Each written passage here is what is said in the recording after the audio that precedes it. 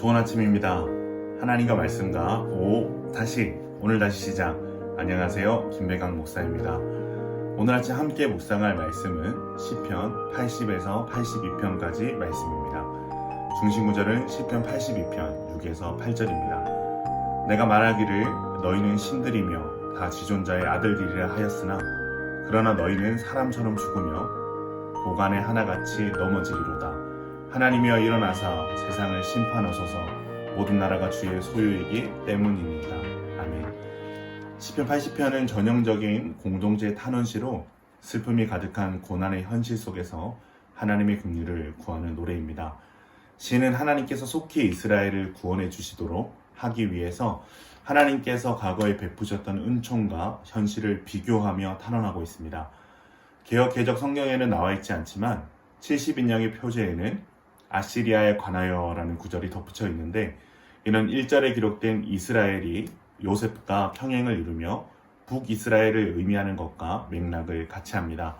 그렇게 본 시편의 배경은 북이스라엘이 멸망한 뒤의 상황을 배경으로 하는 것 같습니다.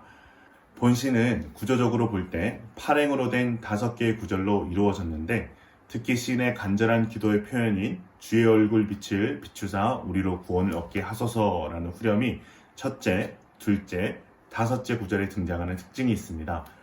내용을 간단하게 정리하면 1에서 3절은 하나님의 능력을 이스라엘에게 베풀어 주시기를 소망하는 내용, 4에서 7절은 이스라엘의 슬픔을 거두어 가시기를 소망하는 내용, 8에서 19절은 멸망당한 이스라엘을 회복시켜 주시기를 소망하는 포도나무 비유가 기록되어져 있습니다. 시편 81편은 축제와 연관된 하나님의 담화를 담은 아삽의 시입니다.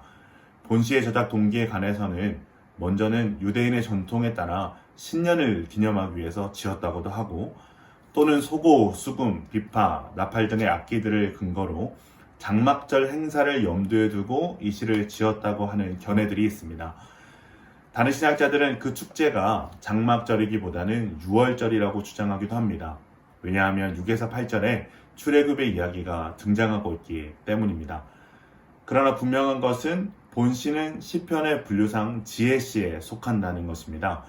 저자는 출애굽 당시 이스라엘 백성들이 불순종했던 사실을 상기시키며 하나님께 온전히 순종하는 것이 가장 큰 축복임을 강조하고 있습니다. 시편 81편은 내용상으로 크게 두 부분으로 나눌 수 있습니다.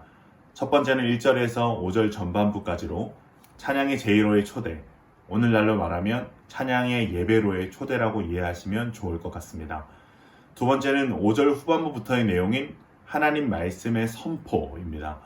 즉 본시편은 찬양과 하나님의 말씀 선포가 어우러진 예배를 전제하는 시라고 할 수 있겠습니다.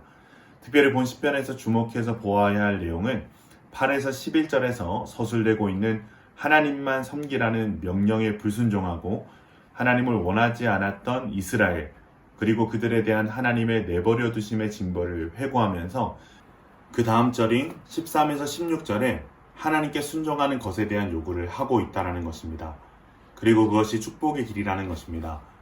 이스라엘이 하나님께 순종하고 하나님의 도를 따를 때 하나님께서는 14, 16절의 약속과 같이 이스라엘의 원수들을 물리치시고 대적들을 이스라엘에게 굴복할 것이며 이 땅에서의 풍요로움을 주실 것을 약속하십니다. 시편 82편은 마치 고대 사회의 신화 세계를 바탕으로 하는 듯한 형식의 서술을 보여줍니다. 본시편은 구약 성경의 고유한 개념이 아닌 신들의 모임 가운데 계신 하나님을 이야기하고 있습니다. 그러나 이것을 통해서 본문의 바탕이 다심론에 전제되어 있다고 여겨서는 안 됩니다. 1절에 등장하는 신들의 모임은 고대 사회에서 사용하는 흔한 표현을 빌린 것일 뿐임을 우리는 염두에 두어야 합니다. 본시편은 하나님을 재판하시는 분으로 묘사합니다.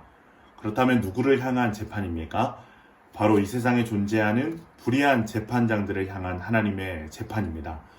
이들은 소외된 사람들의 권리를 적극적으로 찾아주지 않고 오히려 기득권층을 위해 불공정을 일삼았으며 마치 자신들이 신과 같은 권력을 가진 자처럼 하나님을 두려워하지 않는 모습으로 살아갑니다.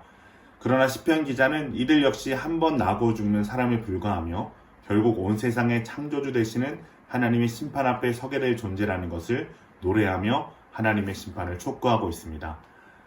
오늘 본문을 통해 우리가 얻을 수 있는 교훈은 무엇일까요? 신앙은 결국 일상의 삶에서 표현되어야 한다라는 것입니다.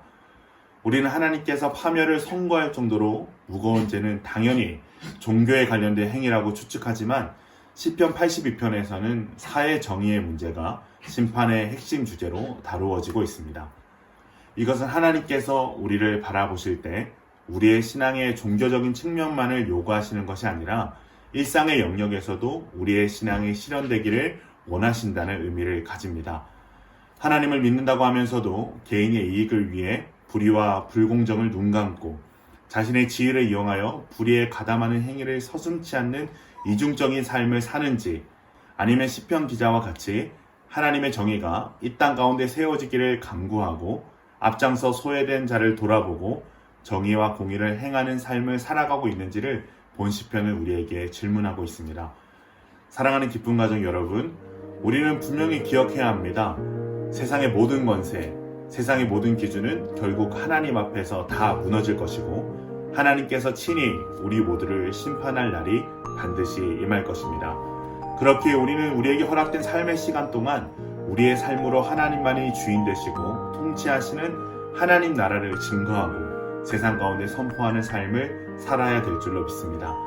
사랑하는 기쁨 가족 여러분, 우리의 삶을 불꽃 같은 눈동자로 바라보시고 기대하시는 하나님의 시선 앞에서 일상의 삶 가운데서 거룩한 하나님의 나라를 선포할 수 있는 저와 여러분 되시기를 주님의 이름으로 축원합니다.